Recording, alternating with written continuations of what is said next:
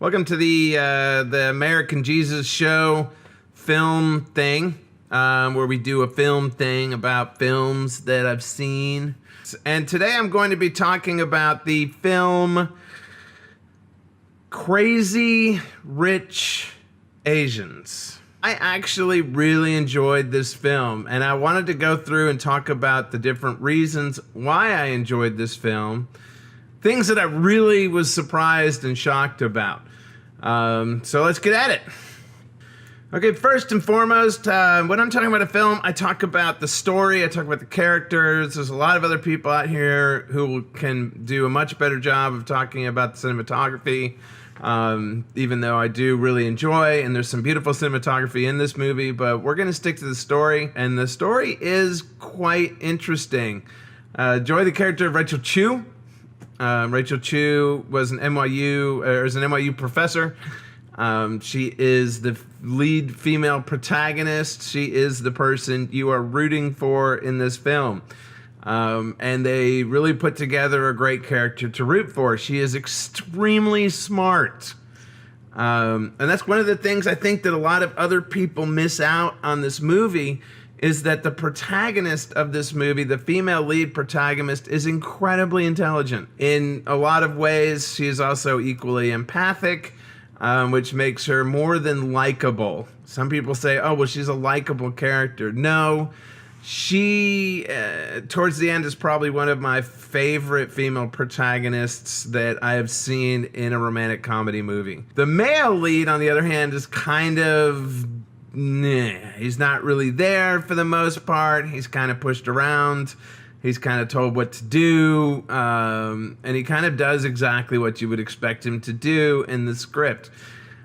He's an okay Joe, but he is definitely not very impressive. The movie is about the conflict between Rachel and Nick's mother. You know, one of the things I wanted to talk about before I got into some of the spoilers, and there will be spoilers, but one of the things I wanted to give into is why not to go see this movie. Do not go see this movie because it's an Asian cast movie. There's going to be a lot of Asians that will see this film. This film is not going to not make money. There are a lot of reasons to go see this movie. But one of them is not because it's Asian, and secondly, not because it's getting great reviews. Because it is getting great reviews, but a lot of times it's getting great reviews because it's an Asian-made movie. I think that this movie has something more to offer. It's the only reason why I'm reviewing it. It's the only reason why I think it's necessary to review it, is because I don't think anyone else, for the most part, is really doing it justice.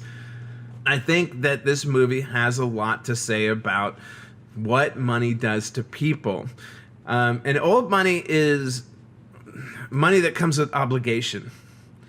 Money that, you know, if you were, one of the things that I think some people didn't get about this movie is that the Young family, you know, had an obligation to be wealthy, to continue to be wealthy. They were like royalty, and they created jobs, and they created places for people to live. And so for them to bring in somebody into the family that was going to undo all of that would have ramifications throughout the entire country. You know, people would be unemployed. There was a huge burden coming with old money. And so part of this is showing the conflict between old money and showing the conflict between new money, because new money is really quick and it's not really very much earned, and there's this new culture of just kind of, and we see it in our culture as well, you know, that we have the Trumps and you know, which is really new money. I mean, Donald Trump is not old money. His father had money, but you know, his offspring doesn't have a whole lot of money. They have celebrityism. They have, you know, and that's kind of what they go off of. And so China and you know, Asia and a lot of these countries are running into the same thing, but they have a longer history of tradition. And so they don't really know what to do. And I think what they're trying to show in this movie is that Rachel is kind of this compromise. She's somebody who has come up in this world, but has managed somehow to maintain her integrity.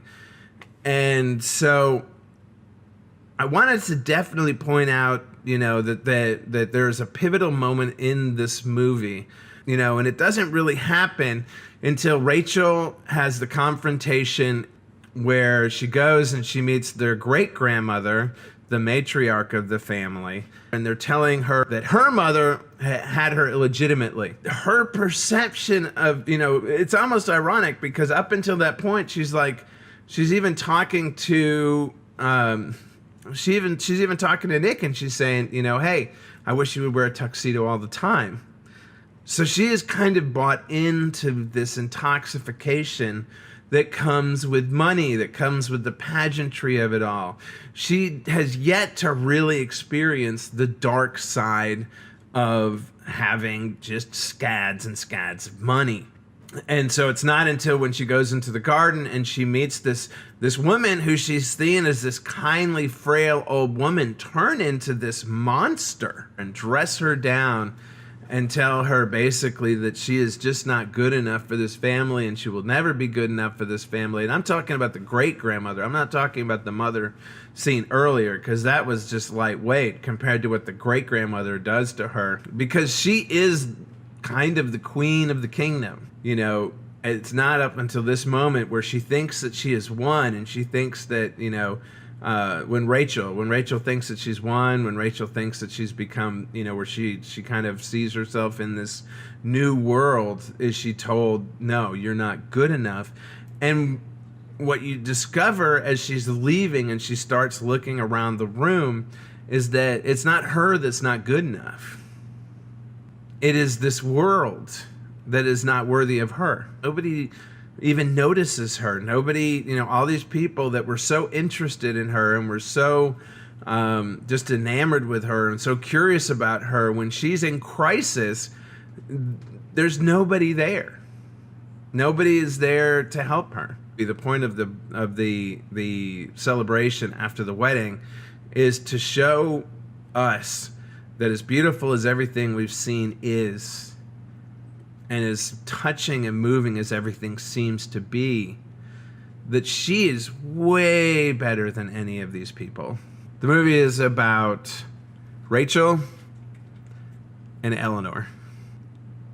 It brings back that whole bigotry, and so the ironic thing is that when you go back to the beginning of the movie, when you go back to the fact that they were seen as from the British, when they came to stay at the hotel, the British were very discriminatory towards them.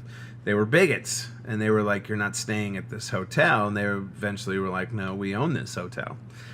And you would think, obviously, that a person who felt that level of hatred would have learned to treat people better. But as opposed to that opening scene where they're not allowed to stay in the hotel, as opposed to that making them grow as a person and understand that they have worth regardless of what other people feel about them, the fact that they can really just write a check and buy the hotel shows you exactly how little character these individuals actually have. Because they've never, granted, they've faced great, and I'm talking about the characters in the movie. I'm not talking about, what happened before the movie or whatever, or how they got where they are and blah, blah, blah, blah, blah, and they overcame and yada, yada, yada. I'm talking about the way the movie presents it. Is it's very much, you can even see the children just snickering at these bigots. Then you're kind of like going, yeah, but you also realize later on that because of this whole scene, because of the fact that they never really had to overcome the belief or they never had to overcome the opinions of other people, that they can't empathize with what they're doing to Rachel until the final scene of the movie.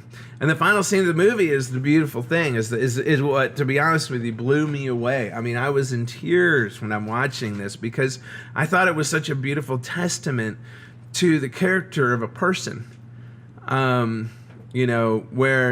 she goes and plays mahjong, and she intentionally throws the game, just like she throws the game involving Nick.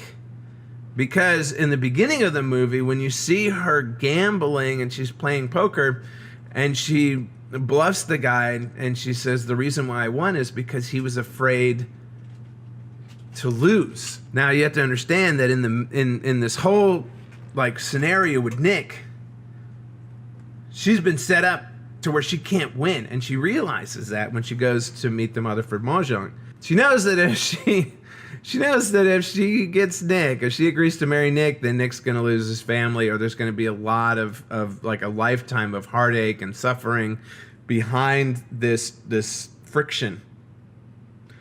But she also knows that her only other option is to say no, which is what she does. And she tells the mother that she turned him down, and she says nobody folds a winning hand. But that brings us back to the very beginning of the movie, where her opponent folds a winning hand, because she knew that the only move she had was to fold the winning hand, because either way she was going to lose, and she doesn't play to not lose. So she had to lose.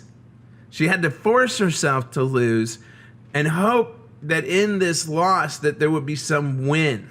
And the win is what she saw was the fact that she could show the mother that she was wrong. So even though she was losing most of what she wanted, she was winning overall. That's the only reason why she did what she did, was because even though it broke her heart, she still won.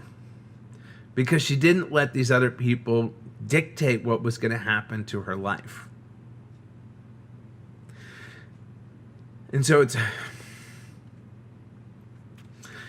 not till the final scene of the movie where everything comes together. And it takes a long time for me to get here. There's a lot of stupid stuff that goes on in the movies. There's this bro scene between Nick. Most of the scenes with Nick could just be cut straight out of the movie. They just really are there to show that Nick's not really that great a guy. You know, that his friends are kind of dirtbags, and she doesn't understand why he puts up with them. That why would she want to be part of this family? Why would she want to be part of this culture? You know, there's a couple people that are halfway decent, but the vitriol and the backbiting and the just cruelty, and anytime you see it's Game of Thrones.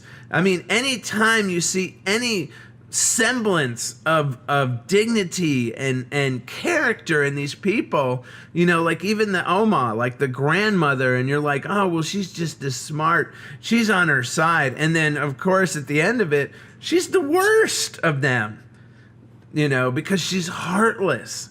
Because that is what she had to be in order to be in this family, was she had to be heartless. And Rachel can't do that. Her heart's just too big. And it sounds, like, oh, blah, blah, blah, blah, blah, rom-com, her heart's too big. Oh, it's so sweet. No, it's not like that. At least I didn't see that coming. I didn't see the way that it happening. But so when Nick shows up on the airplane, he's interacting in what we would consider the real world. And he's talking about his world and how he envisioned his proposal, and how it's so much about image, and it's so much about, I've got this island that I was going to take you to, and everything was going to be perfect, and he could have done it, and he could have done it because he had the money, and he had all the connections, and he had everything, that his character could have created this perfect scenario. But see, what we know by now is that it would have all been a lie. That everything in this movie up until this point, that every interaction that she's had with Nick, that all of these people that she's interacted with, that their entire world is just a fabrication. That there's nothing of substance to it. And so you're feeling so lost for these people. Because of all of the privilege that they have. And all of the resource that they have, they're lost. They're broken. All of them.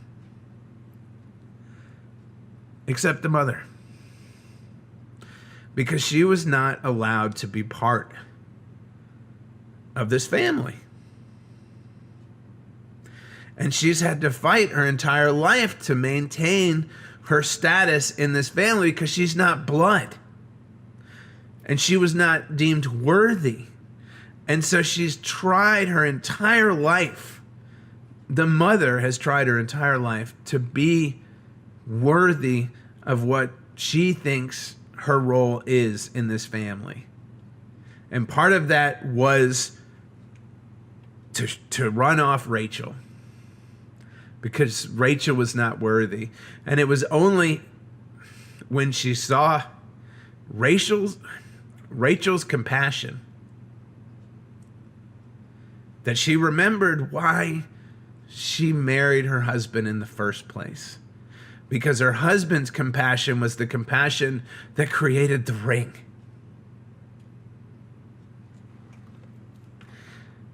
And so when you see the ring come out, when you see it's the ring from the mother, you realize that she's not lost anymore. See, it's never been about Nick, and it's never been about all these jerks, and there was the comic relief. It was always about Rachel's heart and how Rachel's heart could touch somebody else. And it wasn't Nick that she was trying to save and that she was saved. It was her destiny to save Nick's mom. Because she hadn't always been like this. She was a lawyer. She had dreams. She had aspirations. She had given it all up. She had given it all up for this family that couldn't stand her. But it's only when Rachel gives her a winning hand that is so bittersweet that she realizes, because, see, Eleanor can't keep that winning hand because that winning hand violates the logic that she's created in her head in order to continue to be the person that she's become in this family. She has to go back to the person that she was before she entered into this family. You see, she can't stay that person now because Rachel is sacrificed, which is something Eleanor was unable to do. And Eleanor's bigotry was based on Rachel's inability to sacrifice. So by Rachel intentionally throwing away the hand that she was given, the winning hand, because in her mind, nobody folds a winning hand. And in her world, nobody folds a winning hand, but Rachel's not from her world. And so the beautiful thing is that this person comes from outside of her world to remind her, to remind the mother of who she was.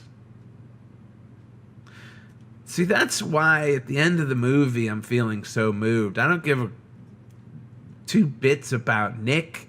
I don't give he's not even a character throughout 90% of the movie, 100% of the movie. He doesn't even have to show up. He's a prop. And that's fine because it's not about him. It's about what society does to people. It starts out with people that are treated with so much hate that they internalize the hate and they spit it out on other people. When you go back to the beginning of the movie, you realize that the people that walked into that hotel were not full of hate. It was the hate that was spewed upon them that filled them up to where they had to spew it on somebody else. And then Rachel was unwilling to do that. Rachel could have married him. Rachel could have gone into that family and made the mother's life a living hell. But she didn't want to. You know, it's a cultural statement of where we are today as a society. That, you know, I can't tell you how many parts during that movie I'm just like hoping to God that Rachel would do something mean. But she doesn't. She never gets back at anybody.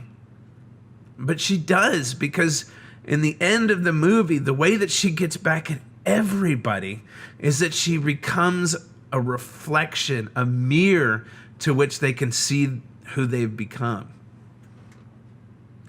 This is what this movie is about. It's a romantic comedy on a very surface level.